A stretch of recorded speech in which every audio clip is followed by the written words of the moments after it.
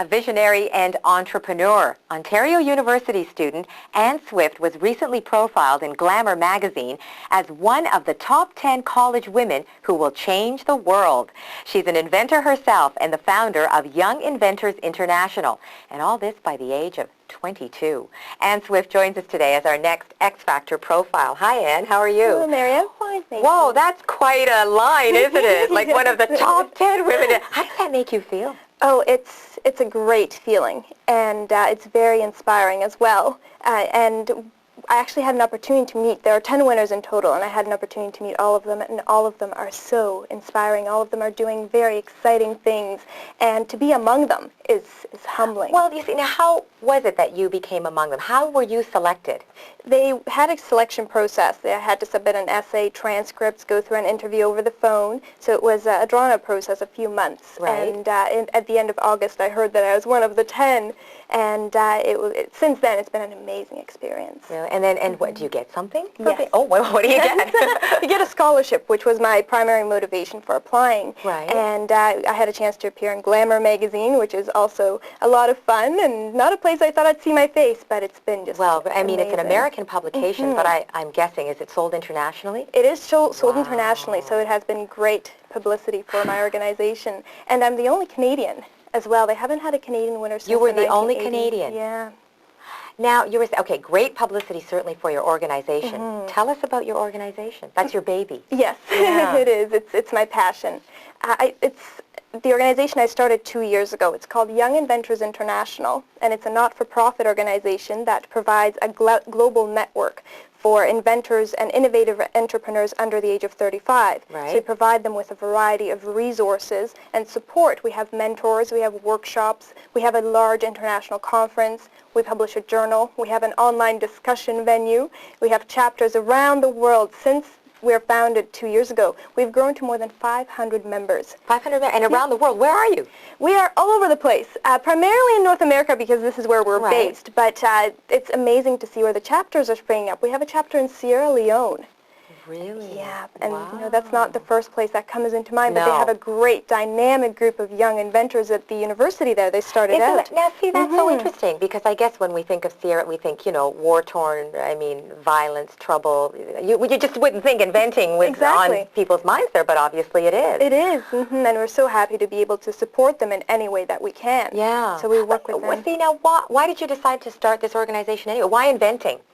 Well, I've always had kind of an inventive bug, or an entrepreneurial bug, both in fact. And my family is very inventive as well, so they're always coming up with ideas. But what really sparked the organization was I was working on a patent application for a flexible keyboard. And When was this? This was about 2 years ago, so right before I started the organization. And I was looking for resources. Where do I go from here? And dealing with issues around inventing and patenting and commercialization. Right. And I thought, well, wouldn't it be great if I could go to an organization and they could guide me along the process? So I started searching for an organization. Sure. I didn't find anything, especially not for young inventors. There are some organizations for older inventors, but nothing that really addresses the needs for youth. Okay. So I thought, well, if there's nothing like it, and I think there's a need for it, why don't I start it? And that has just taken off beyond my expectations. What was this flexible keyboard? What was it? It was just basically a keyboard that conformed to any surface, so you could type on your lap, for example. It was actually spawned when I was sitting on the train trying to type, and my keyboard kept on falling off my lap. I've had that happen. Yeah. So what happened to the keyboard? I actually didn't get the patent on it. What happened was I started Young Inventors, and it took off, and it was so incredibly exciting, and I loved doing it so much, getting involved with youth and helping them to promote their ideas, that the keyboard, I didn't file the patent.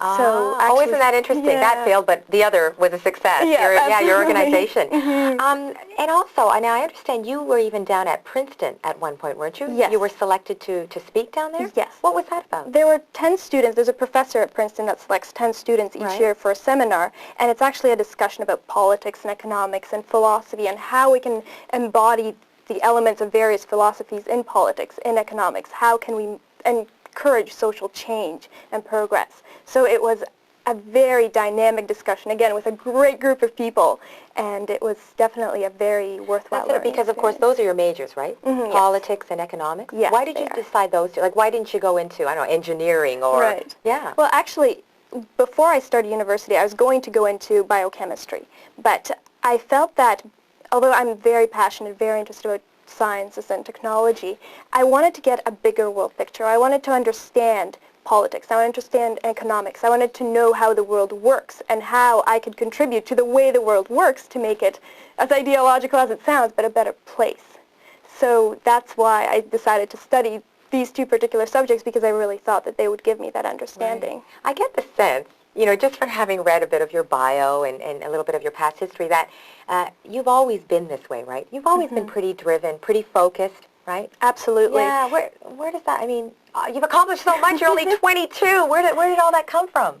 I think it was fostered by my parents. They're absolutely fabulous. They're incredibly supportive. My mother's there for me whenever I need her. My father's there to give advice.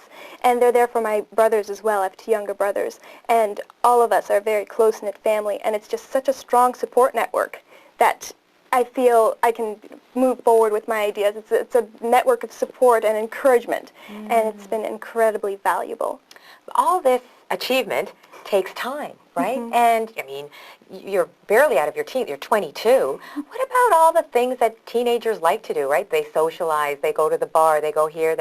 Was that was that part of your growing up, or did you have time for that? Yes, I did, absolutely. Yeah. Basically, it's making time for things I love to do. And although I love what I do in work, and that's why I spend so much time working with young inventors or whatever it is else that I might be working on. You still do make time for your... I still make time for wow, that. You must be so organized. Okay, you're not sleeping, right? Right, that's it. It's the coffee. It's the oh, yeah, that's right. I read somewhere you're a coffee addict. But now, what's going to happen to you now? Because you're in your 4th year, right? That's the last year of the undergrad degree. Yes. What's next?